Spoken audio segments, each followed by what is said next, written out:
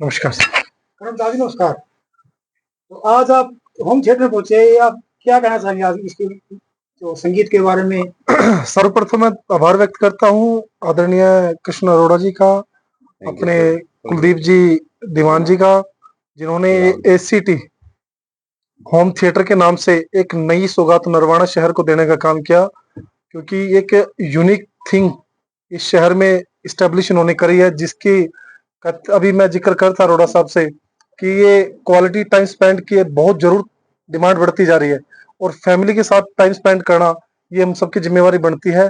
और ये इस प्रकार का थिएटर फैमिली के माहौल के लिए बहुत अच्छा मुझे लगा यहाँ पे आकर के। और अभी अरोड़ा साहब बता रहे थे कि जो हमारे यंगस्टर्स जो मूवी देखने के लिए आएंगे, खास करके देशभक्ति या साइंस से सिलेबस से जुड़ी हुई जो चीजें होंगी, वो यहाँ पे इतिहास से जुड़ी हुई जो चीजें हैं वो यहाँ पे आकर के देख सकते हैं। तो ये क्या अपील करना चाहेंगे आप? जनता से अपील यही है कि वो तो बाकी अरोड़ा साहब बताएंगे कि क्या उन्होंने रेट लिस्ट है, लेकिन जनता से यही अपील है कि आपके शहर के अंदर एक नई सौगात आई है, अच्छे से आप इसका इस्तेमाल करें और देश हित में करें, ताकि आपकी राष्ट्रवाद की जड़ों को और मजबूती मिले। जितनी हमारे राष्ट्रवाद से जुड़ी मूवीज आएंगी, निश्चित तौर पे अरोड़ा साहब और कुलदीप जी मिलकर के बच्चों को, युवाओं को दिखाने का काम भी करेंगे।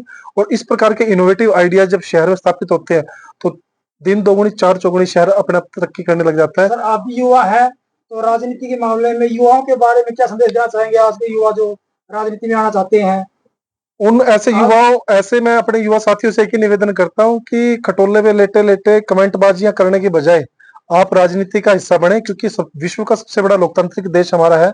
और ऐसे में किसी के हाथों में, किसी के पैरों में किसी प्रकार की सरकार ने बेड़ियां नहीं डाल रखी। ये अभिव्यक्ति की आजादी इस देश में है, आप अपनी उस आजादी का इस्तेमाल करें, सही तरीके से करें। आप सभ्य तरीके से मर्यादा में रह करके आप वैचारिक राजनीति का हिस्सा अपने आप को बनाइए, ताकि देश के अंदर जब अच्छे बच्चे, अच्छे युवा राजनीति का हिस्सा बनेंगे तो निश्चित तौर पे इस देश की बागडोर आदरणीय मोदी जी ने, मैं उनकी बात रखना चाहूंगा आपके चैनल के माध्यम से। अभी दिल्ली चुनाव के जस्ट बाद मोदी जी ने अपनी बात रखी थी अपने राष्ट्रीय भाजपा राष्ट्रीय कार्यालय के मंच से। उन्होंने कहा था कि 10,000 से ज्यादा युवाओं को मैं राजनीति के अंदर लेकर के आने का इच्छुक हूं। एक ऐसे युवा, एक ऐसा दल बने जहां पर अच्छी राजनीति को बढ़ावा मिले। जी सर, जीतने के बाद आपने नरवाना को अपना घर मान लिया है, तो मंत्री जी भी यहाँ आते रहते हैं और आपका पूरा परिवार ही यहाँ बैठा है, तो एक दिन भी आपने नष्ट नहीं किया बाहर नरवाना से बाहर। तो आते रहते का मतलब क्या है? बेदी जी का गांव कड़ौदा खुर्द है, और कड़ौदा खुर्द से हमारा परिवार है पूरा का पूरा, और हमारा नैतिक कर्तव्य है।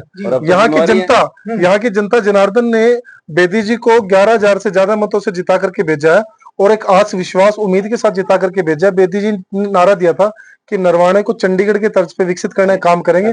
इसी तर्ज पे बेदी जी निरंतर प्रयासरत है, और उनकी गैर हाजिरी में जहां भी जरूरत पड़ती है, क्योंकि वो प्रदेश में मंत्री हैं और भारतीय जनता पार्टी के अंदर प्रदेश के महामंत्री है, तो उनकी जिम्मेवारी प्रादेशिक तौर पे ज्यादा रहती है। तो उनकी नुमाइंदगी के तौर पे मुझे यहाँ पे नेतृत्व करने का मुझे अवसर मिलता रहता है समय समय पर। तो मैं भी बिल्कुल भी कोताही नहीं बरतना चाहता कि जब जनता जनार्दन ने इतना आपसी सौहार्द बना करके बेदी जी को जिताने का काम किया, वो ऋण की जो किस्तें हैं वो एकदम से तो नहीं चुका पाएंगे, वो किस्तों के तौर पे समय समय पर जैसे जैसे हमें मौका मिलता रहता है हम उसको उतारने का काम करते हैं। सर, हर बिरादरी के संत के की जो जयंती मनाई जा रही है भाजपा के द्वारा, इसके बारे में आप कहेंगे? इससे पहले सरकार ने कभी ऐसा नहीं किया, किसी भी संत किसी भी की जयंती नहीं मनाई गई, इसी सरकार में मनाई गई है हर समाज की। देखिए, मेरा किसी के ऊपर व्यक्तिगत या पार्टी के तौर पे कटाक्ष करने का मेरा ज्यादा सा मतलब कभी रहता नहीं, लेकिन मैं पूर्व की सरकार जो रही है उनके बारे में एक चीज जरूर कहूंगा कि जब हमारे यहाँ पे संत महात्माओं के ऊपर इस प्रकार के अत्याचार होते थे, उसके उलट भारतीय जनता पार्टी ने अपनी नियति और नियत को दिखाते हुए संतों की, महात्माओं की, महर्षियों की जितनी महान विभूतियां इस धरा से उठ करके गई हैं, उन सब की जयंती मनाने का सरकारी खर्चे में काम किया। चाहे कबीरदास जयंती हो, चाहे महर्षि वाल्मीकि जयंती हो, संत शिरोमणि रविदास जयंती हो, चाहे बाबा साहब अम्बेडकर जी की जयंती हो, और धन्ना भगत जी की जयंती हो, कितनी ही जयंतियां ऐसी आप देखते हैं कि सरकार के माध्यम से बनाने का काम किया जाता है राज्य स्तर पे। और नरवाना की जहां तक आप बात करें, बेदी जी यहाँ से नेतृत्व करते हैं। बेदी जी ने 2014 से 19 के टर्म में वो इकलौते मंत्री ऐसे रहे जिन्होंने पेंशन स्कीम्स जो थी, चाहे विडो पेंशन थी, बुढ़ापा पेंशन थी, चाहे किसी प्रकार की पेंशन थी, उन सभी प्रकार की पेंशन को ऑनलाइन करने वाले बेदी जी पूरे भारत के अंदर पहले ऐसे मंत्री थे जिन्होंने हरियाणा को पहला दर्जा इसमें दिलवाने का काम किया था। कुछ दिन पहले 2100 की बात चली थी। अभी बेदी जी ने खुद ही कहा था कि अपने अभी हम वो अभी पूरी करने वाले हैं, अभी एक ही रहती है, काफी हो चुके हैं। तो 2100 की जो पेंशन, सॉरी मैं समझ नहीं पाया आपका सवाल। 2100 रुपए की जो पेंशन थी लेडीजों की, महिलाओं की, लाडू लक्ष्मी योजना जी जी। तो मंत्री जी ने कहा है कि अभी वो स्कीम बहुत ही जल्दी आ जाएगी, तो इसके बारे में आप क्या? देखिए, भारतीय जनता पार्टी एकमात्र ऐसी पार्टी है जिसने जो कहा वो किया का नारा साकार किया है। भारतीय जनता पार्टी की स्थापना दो विषयों को लेकर की हुई थी, राम मंदिर का निर्माण करेंगे और धारा 370 को निरस्त करेंगे। उसके अलावा भी भारतीय जनता पार्टी ने जो बातें कही या जो मूलभूत सुविधाएं जनता जनार्दन को चाहिए थी, उन सभी पे भारतीय जनता पार्टी ने फूल चढ़ाने का काम किया।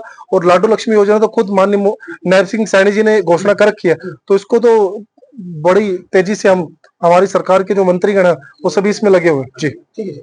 धन्यवाद सर। धन्यवाद। और मैं अंत में सभी पत्रकारों का, जो मीडिया कर्मी पहुंचे हैं, और जो भी मेरे भाई कर्ण प्रताप जी का और उनके साथ आई हुई टीम का, और जितना मेरा स्टाफ मेंबर्स हैं, उन सबका तहे दिल से धन्यवाद करना चाहूंगा। और मैं कर्ण प्रताप जी को बोल दूं कि मैं इसको नो लॉस नो प्रॉफिट पे चलाना चाहता हूं। और मेरी ये इच्छा है कि प्रत्येक सुबह 10 से 1 बजे का शो, स्टूडेंट्स हो या गरीब हो, जो भी हो, उनके लिए हमेशा 50% रहेगा।